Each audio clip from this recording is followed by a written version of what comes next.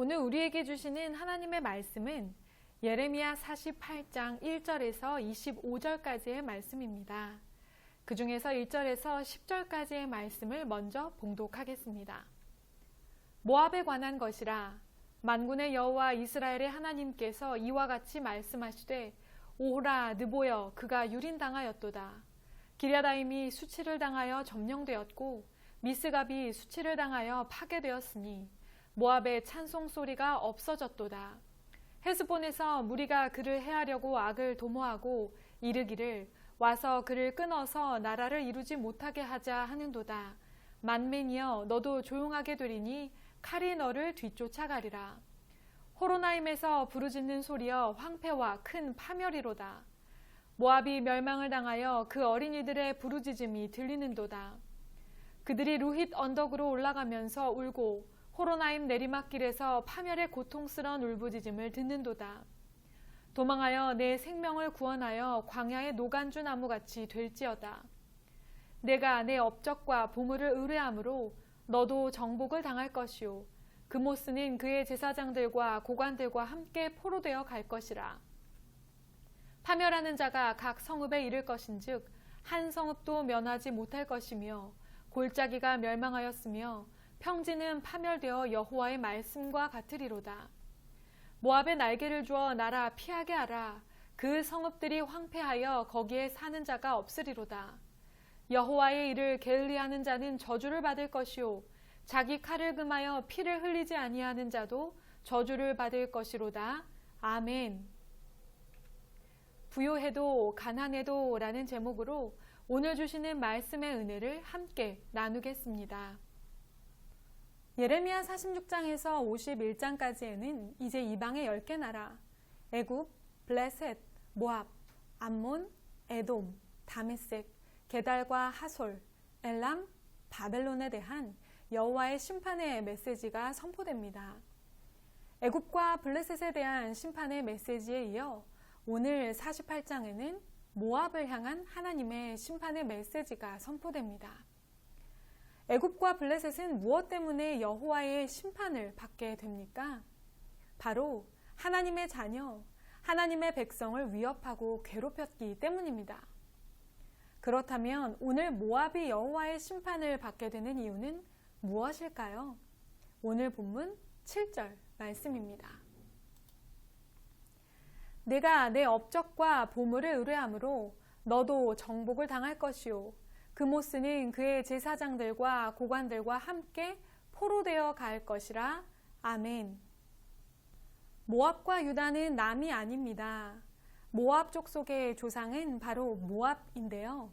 이 모압은 롯과 그의 첫 번째 딸 사이에서 태어난 자식입니다. 사실 모압은 이스라엘의 친족이라고 할 수 있습니다. 바벨론의 위협을 받을 때 유다와 모압은 힘을 합쳐 동맹을 맺었습니다. 뿐만 아니라 모압은 어떤 나라가 침공해 와도 막을 수 있을 만큼 견고한 성벽도 지었습니다. 모압은 자신들이 행한 일들과 재물을 자랑하며 그것들을 신뢰하는 죄를 하나님 앞에 범했던 것입니다. 또한 그모스는 모압이 섬기던 우상으로 몰렉과 같은 전쟁의 신입니다. 그래서 사람을 바쳐 제사를 드리는 인신공양을 하면 전쟁에서 승리한다고 믿었습니다. 잘못된 우상 숭배 때문에 고귀한 생명을 경시하는 죄를 하나님 앞에 범하였던 것입니다. 모압은 자신들의 업적과 재물, 가짜 신을 의지하여 여호와의 심판을 면해보려고 하였지만 하나님의 심판 앞에서 그것들은 모두 무용지물이 되었습니다. 모압이 이토록 업적과 보물 그리고 우상을 신뢰하였던 데에는 그만한 이유가 있었습니다. 모압은 그만큼 자랑할 만하고 의지할 만한 것이 많은 풍족한 나라였기 때문입니다. 오늘 본문 11절 말씀입니다. 모압은 젊은 시절부터 평안하고 포로도 되지 아니하였으므로 마치 술이 그 찢기 위에 있고 이 그릇에서 저 그릇으로 옮기지 않음 같아서 그 맛이 남아있고 냄새가 변하지 아니하였도다. 아멘. 모압은 풍부하고 안전한 지리적 특성 덕분에 다른 나라의 침략을 받지 않았습니다. 술을 담그면 찢기라는 것이 가라앉습니다. 흔들거나 다른 술병으로 옮기지 않는 한 술은 그대로 숙성됩니다. 모압이 마치 그런 상태였던 것입니다. 실제로 모압의 주요 산업은 포도주 산업이었습니다. 정치, 경제적으로 안정된 환경에서 포도주 산업으로 얼마나 풍부한 경제적인 부유를 누렸을지 상상해 볼 수 있습니다. 뿐만 아니라 모압은 이웃 나라들에 의해 침략받거나 포로로 끌려간 적도 없습니다. 오랜 기간 동안 모압은 부유하였으며 평안하였습니다. 그들에게 부유와 평안은 그모스 신이 준 것이었으며 하나님은 아무 상관이 없는 분이셨습니다. 뿐만이 아닙니다. 본문 14절 말씀입니다.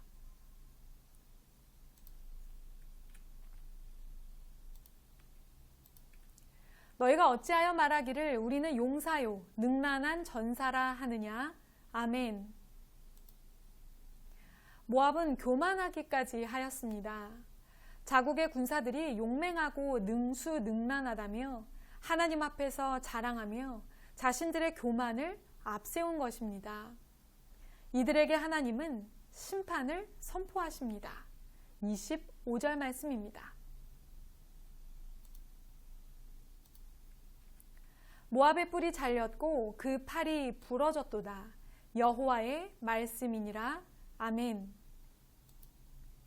BC 582년 모압은 결국 바벨론의 느부갓네셀에 의해 멸망당하게 됩니다. 17절 말씀에 의하면 모압은 본래 강한 막대기요 아름다운 지팡이 같은 나라였으나 자신의 업적과 재물을 의지하여 우상을 숭배하던 모압은 결국 하나님의 심판을 피할 수 없게 된 것입니다. 우리는 세상의 것으로 풍요로운 삶이 아닌 하나님으로 인해 풍요로운 삶을 추구해야 합니다.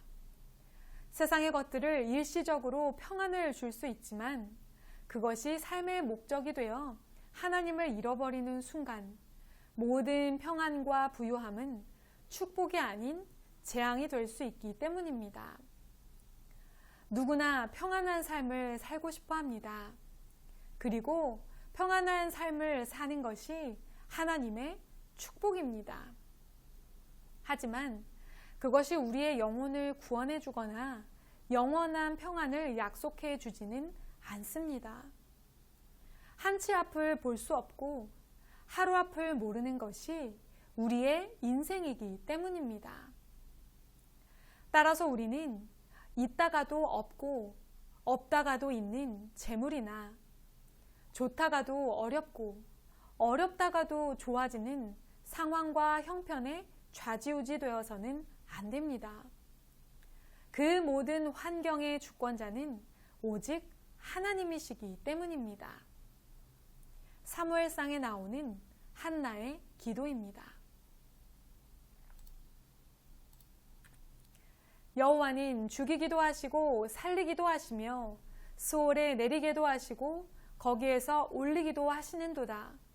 여호와는 가난하게도 하시고 부하게도 하시며 낮추기도 하시고 높이기도 하시는도다. 아멘.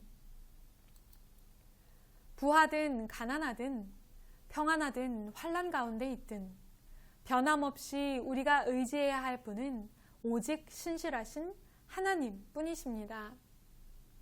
하나님의 은혜로 평안과 풍요 가운데 계시다면 그 모든 것을 주신 분이 하나님이심을 기억하며 감사함으로 하나님을 더욱 신뢰하십시오. 그리고 주변을 더욱 돌아보며 베푸시기를 원합니다.